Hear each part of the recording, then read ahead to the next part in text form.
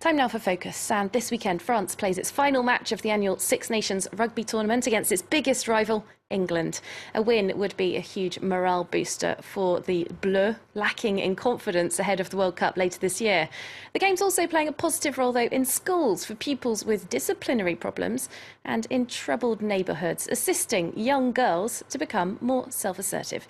Chris Bockman reports for us from Toulouse in southwest France. These 12-year-olds are in class, but today's lesson is not history or maths. No, it's rugby, or to be exact, about the values of the game. These pupils have been taken out of their traditional schools and placed in a highly specialised centre for troubled kids.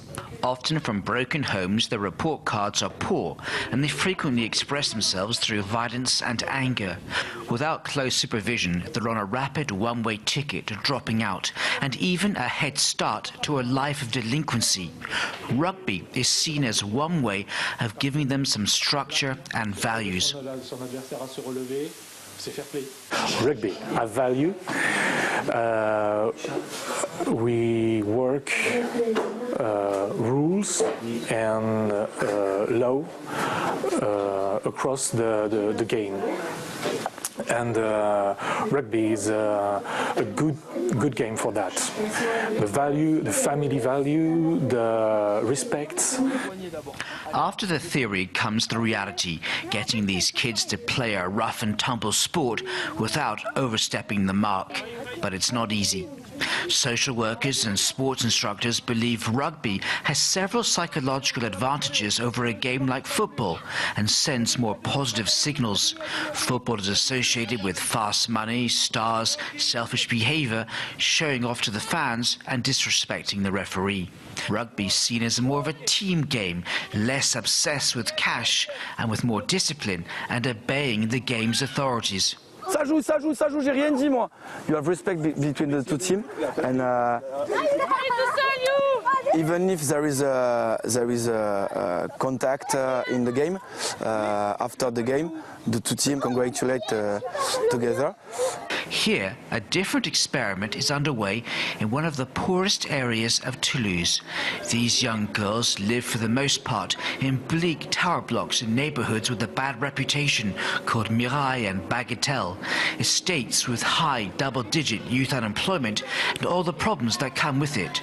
A charity called Rebond, or Rebound, is using rugby as a way of getting these young girls to gain self-confidence and to overcome any inferiority complex they have in front of other girls, but especially boys.